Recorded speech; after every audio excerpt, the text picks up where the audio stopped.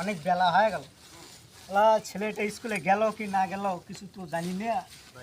বাজার দেখি আগে ঘাস পাটা তুলে নিয়ে যাই। পোলা স্কুলে গেল কি না, মহা যন্ত্রণায় আছি ছেলে নিয়ে। স্কুলে যেতে চায় না, 10টা পার হয়ে যাচ্ছে।